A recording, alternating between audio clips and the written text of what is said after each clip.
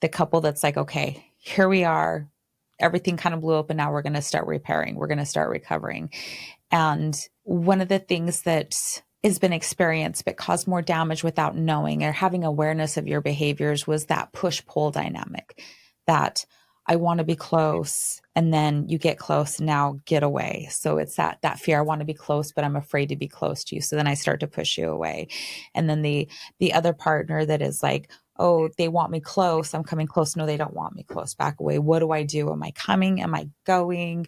I want you here, push away. And it just starts to kind of flip to where nobody knows what they want from themselves, from their partners. How do you address that in that very common dynamic that happens? Yeah. So you're describing what I call attachment ambivalence. And let me just get a little like why this happens, because it's super common post betrayal for everybody to experience this, which is, and this is a bodily based thing that is happening. So what is happening is the way our attachment system functions is our attachment system fires inside of us and it prompts us to move close to the person who is our primary person, our primary attachment figure, who's our partner. So when we experience stress, like if we have a hard day at work, our attachment system is like, text your partner, call your partner, tell them what's happening. It prompts us to reach for connection to our person, because that's how we will feel better. Our nervous system will regulate. That's how we feel better. So that's our attachment system. That's the prompting that it gives us. Our threat response system, of course, when we're afraid and when we feel threatened, does fight, flight, freeze, right? It does those three things, and fawn if we want to talk about that one, but it does those things. And so often when we're experiencing threat and it's like either fight or flee, we actually want to somehow get away from the threat. We're going to fight it off or we're going to run away from it. And so usually in normal life, our threat system and our attachment system sync up really well. Because again, stressful day at work, call my partner. Threat system activated, reach for support, reach to my person. What happens in betrayal is that these two systems come into conflict and they're again, bodily based systems. So now in our body, we have two things happening at the exact same time, and they're contradictory. So we've got, oh my goodness, I'm in the worst pain of my life because I just discovered that I've been cheated on. I'm in like enormous panic, enormous anxiety, enormous distress. My attachment system says, reach for your partner. They're your person. They're who you go to when you are in distress. They are going to comfort you and help you. Reach for them. But our threat system is like, hey, that's the person that puts you in distress. That's the person that's caused the harm. Get away from them, right? Get some distance, get some safety. Like they are the danger. So these two systems are now not cooperating well. They're now in opposition to one another, but they're firing at the exact same time. And it's, again, this is in our body. It's not something we're making up in our heads. And so what that looks like is exactly what you described. It looks like, hey, I want to be close to you. I want you to like hold me. I want you to talk to me. I want you to connect with me in some way to help make me feel better. And then it's, I hate you. Get away from me. You hurt me. Don't come near me. And so it's those two reactions in different levels of severity, of course it changes, that the person is experiencing. And the first thing I wanted to say about this is it's normal. There's nothing wrong with you. Your body is just working the way it's supposed to. And you're caught in the very unique dilemma that happens in betrayal, which is that your person is also the one who's caused you harm. And that's the unique thing about betrayal. And that's the unique binds that are created by betrayal, is that now I've been hurt by the person that I actually need the most. So it's normal. What I always want my clients to do when they're dealing with that push-pull and all of that, moving around the cycle, is number one, stop judging themselves for it. Kind of relax about it a little bit. This is normal. This is the way your body functions post discovery of betrayal. It's okay. And then I really want them to start to be aware of where they're at in that dynamic, and start to be able to articulate their needs. So for example, you both come in the door after work, and betrayed partner is like, hey, I have spent all day raging in my head at you and thinking about how angry I am about what happened. I have been angry all day, and I'm going to need some serious space this evening. I need some room.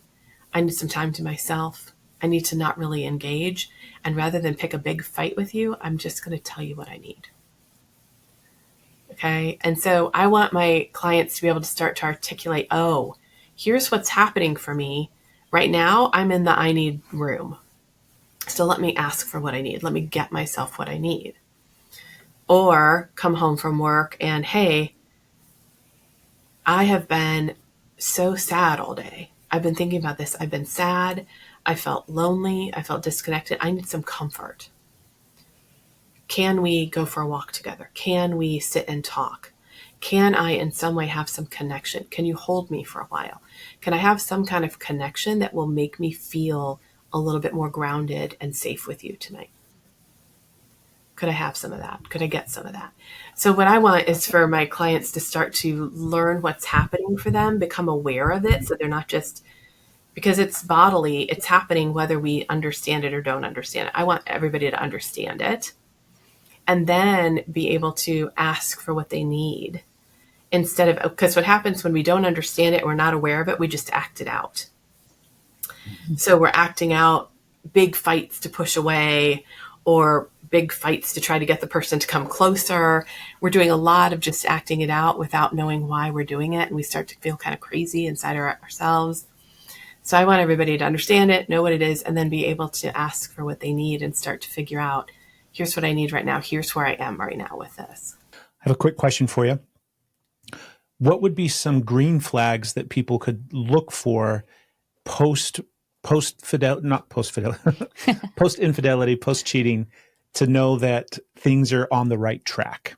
Because I think that it's probably a very stressful time period and you don't have your full capacity, right, to see things clearly. What are some things that people could look for to know, oh, wait, I can start trusting this person, or this person is taking the steps that they need to repair the relationship? Okay, so this would be for a couple who's staying together, I'm assuming, like Yes. they're trying to repair. Okay. Yes.